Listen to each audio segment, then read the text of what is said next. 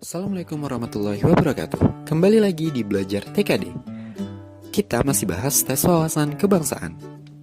Materi kali ini adalah mengenai organisasi pergerakan nasional di Indonesia. Memasuki abad ke-20, muncul sebuah semangat untuk meningkatkan emansipasi bangsa dan kesadaran untuk melawan dan menciptakan sebuah negara yang merdeka dan berdaulat. Dalam proses ini, paham-paham seperti nasionalisme, liberalisme, sosialisme, pan-islamisme, dan demokrasi mempunyai andil besar dalam membangun kesadaran dan sikap nasionalisme. Nasionalisme adalah paham yang memandang bahwa kelompok-kelompok di suatu bangsa memiliki kesamaan budaya, bahasa, wilayah, cita-cita, dan tujuan. Liberalisme adalah paham yang mengutamakan kemerdekaan individu sebagai pangkal dari kebahagiaan hidup. Sementara sosialisme merupakan paham yang tidak memusatkan perhatiannya pada individu tetapi pada masyarakat secara keseluruhan. Pan-Islamisme merupakan sebuah cita-cita manifestasi dari prinsip Islam mengenai pentingnya persatuan dan kesatuan antar umat Islam di seluruh dunia atau yang lazim dikenal dengan Al-Wahda Al-Islamiyah.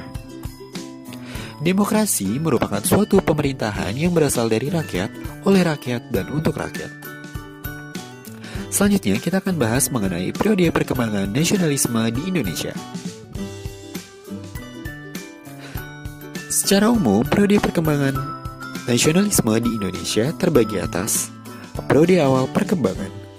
Pada periode ini, gerakan nasionalisme di Indonesia diwarnai dengan perjuangan untuk memperbaiki situasi sosial dan budaya. Kemudian, yang kedua adalah periode nasionalisme politik. Dalam periode ini, gerakan nasionalisme di Indonesia telah mulai menyinggung bidang politik untuk mencapai kemerdekaan Indonesia. Selanjutnya, periode radikal. Dalam periode ini, gerakan nasionalisme di Indonesia ditujukan untuk mencapai kemerdekaan, namun dengan cara non-kooperasi atau tidak mau bekerja sama dengan kaum penjajah. Selanjutnya, periode bertahan. Dalam periode ini, gerakan nasionalisme di Indonesia lebih moderat dan penuh pertimbangan. Pada periode ini diwarnai dengan sikap pemerintahan Belanda yang sangat reaktif. Organisasi pergerakan nasional yang pertama, Budi Utomo. Organisasi Budi Utomo berdiri atas inisiatif Wahidin Sudirohusodo yang ingin meningkatkan martabat bangsanya melalui kegiatan pengajaran. Pada tahun 1906, ia bertemu dan berdiskusi dengan para pelajar Stovia di Jakarta. Dari ide Wahidin Sudirohusodo inilah, pada 20 Mei 1908, para pelajar Stovia mendirikan perkumpulan yang diberi nama Budi Utomo. Sutomo dipilih sebagai ketuanya. Hari lahirnya Budi Utomo diperingati oleh bangsa Indonesia sebagai Hari Kebangkitan Nasional. Seiring dengan waktu, Budi Utomo mengalami kemunduran. Hal itu disebabkan oleh perbedaan orientasi antara golongan tua dan golongan muda dalam tubuh organisasi serta cakupan kegiatan yang kurang nasional. Setelah kongres pertamanya, Budi Utomo lebih didominasi oleh golongan tua atau golongan priai. Mereka memutuskan untuk membatasi jangkauan gerak Budi Utomo hanya pada masyarakat Jawa dan Madura dan tidak melibatkan diri dalam kegiatan politik. Atas perkembangan tersebut, banyak anggota Budi Utomo dari kaum muda merasa kecewa dan mengundurkan diri dari Budi Utomo.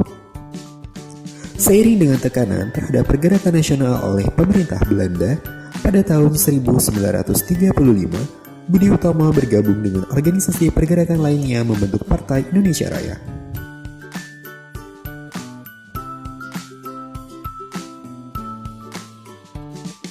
Kedua, Sarekat Islam. Organisasi ini bernafaskan Islam, semula bernama Sarekat Dagang Islam, yang didirikan oleh Haji Saman Hudi di Surakarta pada tahun 1911. Sarekat Islam mengalami perkembangan yang pesat setelah dipimpin oleh Haji Umar Said Cokro Aminoto. Dalam sebuah pidatonya, Cokro Aminoto menegaskan bahwa tujuan Sarekat Islam adalah memperkuat basis ekonomi kaum pribumi agar mampu bersaing dan membebaskan ketergantungan ekonomi dari bangsa asing. Dalam Kongres Sarekat Islam pada tahun 1916, Cokro Aminoto juga mengatakan perlunya sebuah pemerintahan sendiri bagi rakyat Indonesia. Sejak saat itu, wilayah perjuangan Sarekat Islam telah mencakup bidang politik. Dalam perkembangannya, muncul golongan sosialis radikal di dalam Sarekat Islam dan gerakan sosialis lainnya. Adapun tokoh-tokoh muda yang berhaluan kiri dan radikal adalah Semaun, Darsono, dan Tan Malaka. Adanya tokoh-tokoh ini menyebabkan konflik ideologi dalam tubuh Sarekat Islam sehingga terpecah menjadi SI Merah dan SI Putih. SI Merah berasaskan komunis, sedangkan SI Putih masih mempertahankan asas keislaman.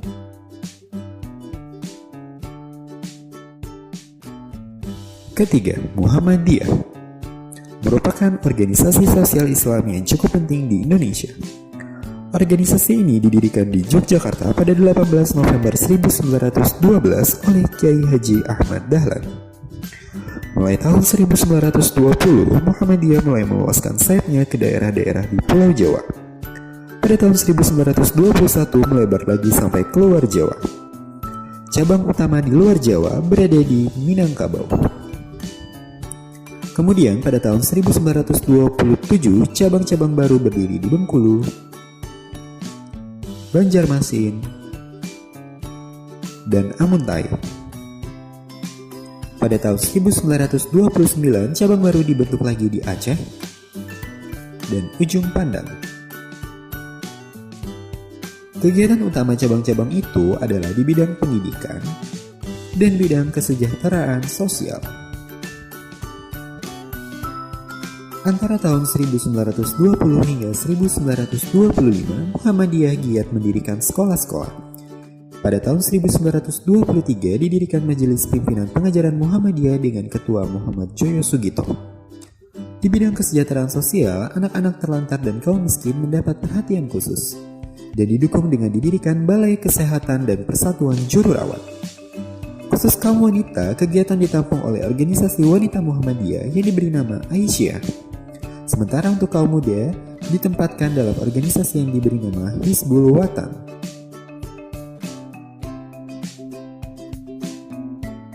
Keempat, Indisch Partei.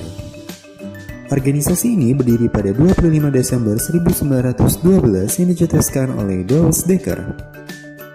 Ia melihat adanya keganjilan dalam masyarakat kolonial, khususnya diskriminasi antara keturunan Belanda murni dan kaum Indo. Douwe Dekker juga melihat penderitaan masyarakat Indonesia.